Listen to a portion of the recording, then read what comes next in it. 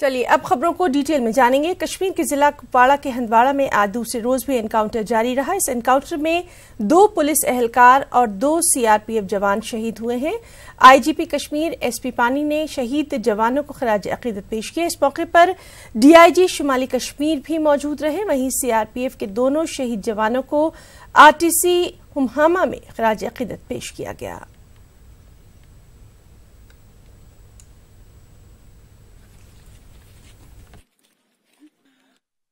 Ongoing operation, इसमें हमारी 4 लोगों की शहादत रही है। सीआरपीएफ के इंस्पेक्टर हैं और एक जवान, जेएनके पुलिस के 2 जवान, उनकी शहादत रही है। और जैसे आपको पता है कि अभी आपने देखा यहाँ पे रिक्लेम हुआ और ऑपरेशन जो है वहाँ पे अभी कंटिन्यू चल रहा है। जैसे ही ऑपरेशन के बारे में कोई तफसीलात आएगी तो हम आपके साथ शेयर करेंगे। ऑपरेशन जो होता है वहाँ पे दोनों तरफ से गोली चलती है, तो जब गोलियाँ चलती है तो ऑपरेशन साइट में इस तरह की चीज़ें होती है, तो इसमें कोई चूक की बात नहीं है।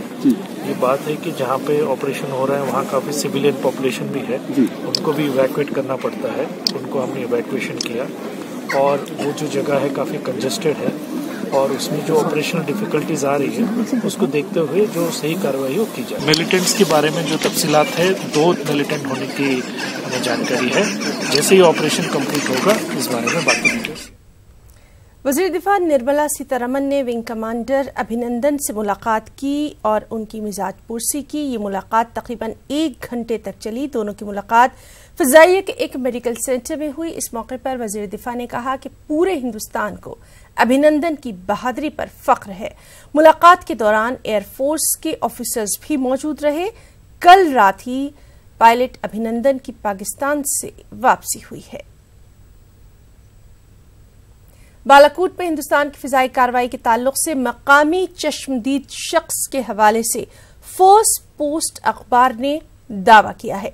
अखबार का चश्मदीद के हवाले से कहना है कि उसने 26 फरवरी को फिजाई हमले के बाद एम्बुलेंस के जरिए कम से कम 35 लाशों को ले जाते हुए देखा था। चश्मदीद का यह भी कहना है कि हलाक शुदगान में वो 12 अफराद भी शामिल थे जो एक आरजी कुटिया में सो रहे थे।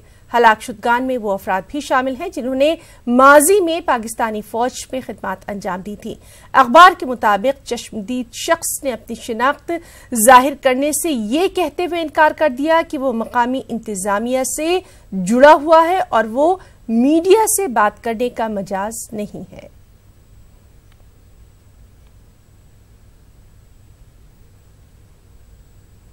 हिंदुस्तान ने बैनुल-अक़वामी बिरादरी को 20 ऐसे मतलूबा अफराद की फहरिस्त सौंपी है जो कि पाकिस्तान में पनाह लिए हुए हैं। इन मतलूबा अफराद की फहरिस्त में दाऊद इब्राहिम और खालिस्तान जिंदाबाद फोर्स के कई लीडर शामिल हैं।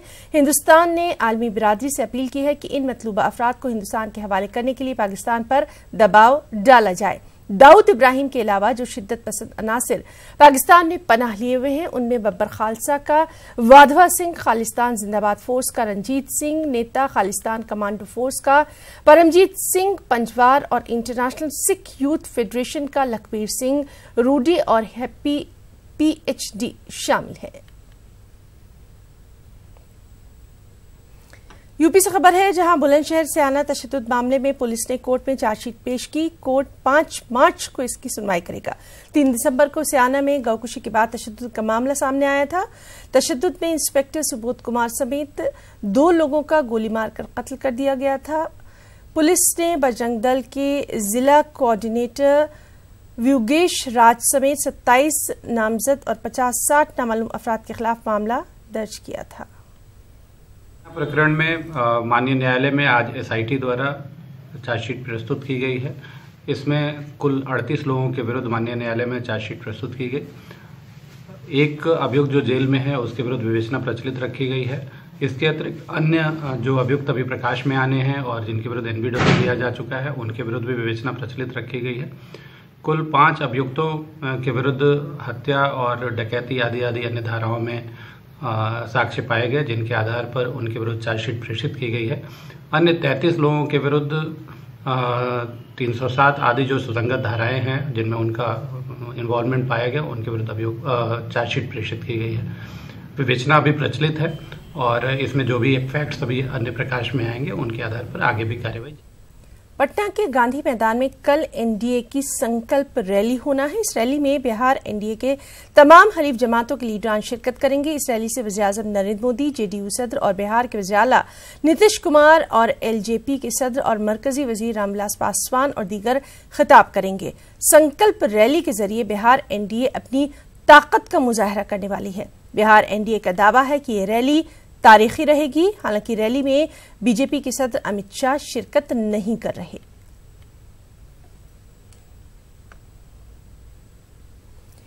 तो 2019 आम इंतखाबात के लिए कांग्रेस ने झारखंड में आज इंतखाबी मुहिम की शुरुआत की। रांची के मोरहाबादी मैदान में मुनक्किद रैली में राहुल गांधी ने अवामी रैली से खिताब किया। राहुल गांधी ने रियासती और मरकजी सरकार पर जमकर निशाना भी साधा और अवाम को भरोसा दिलाया कि दिल्ली में जैसी कांग्रेस की सरकार आएगी, मुल्क को मिनिमम गारंटी इनकम देने का काम करेगी। साथ ही आम इंतखाबात में रियासत की 14 सीटों पर इत्तेहाद की जीत का भी उन्होंने दावा किया।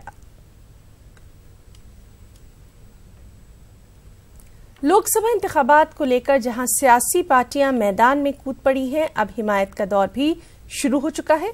जमाते इस्लामी हिंद की अगर बात करें तो जमाते इस्लामी हिंद ने एक प्रेस कॉन्फ्रेंस के जरिए इस बात के इशारे दिए हैं कि वो लोकसभा इंतखाबात में आम आदमी पार्टी यानी आप की हिमायत करेगी। जमाते इस्लामी हिंद का यह भी कहना है कि लोकसभा इंतखाबात में कांग्रेस को आप के साथ मुल्क मिलकर इंतखाबी मैदान में उतरना चाहिए ताकि सेकुलर वोटों की तकसीम न हो सके। हालांकि गुज़िश्ता दिल्ली असेंबली इंतखाबात से पहले अरविंद केजरीवाल ने एक प्रेस कॉन्फ्रेंस में कहा था कि आम आदमी पार्टी को किसी भी मुस्लिम तंजीम की हिमायत की जरूरत नहीं है।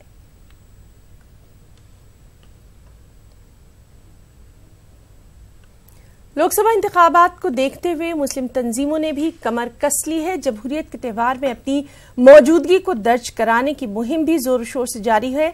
बिहार में दर्जनों मुस्लिम तंजीमें हैं, लेकिन दो बड़ी मुस्लिम तंजीमें इमारत शरिया और इदारा शरिया रास्तौर पर इंतखाबात में अपने फैसलों से मुसलमानों को मुतासिर करने की कोशिश करती हैं। इमारत शरिया मुसलमानों को आबादी के तनासुब से टिकट देने का मुतालबा करती रही है, वहीं इदारा शरिया नीतीश कुमार को मुसलमानों का मसीहा तक करार दे रही है। वो काम नीतीश कुमार ने कर दिया। अब बिहार के कुछ बहरे लोगों को इसकी धमक सुनाई देना दे, लेकिन अभी जो वेतनमान मदरसे को मिला है और जो अल्पसंख्यक का बजट हिस्टोरिकल हुआ है और जितनी फलाही स्कीमें चली हैं, इसका असर गांव में लोग जाकर देखें। ये बात जाहिर है कि पार्लियामेंट और असम्बलियों में पूरे मुल्क में उनकी आबादी के तनासब से वहाँ उनकी नुमाइंदगी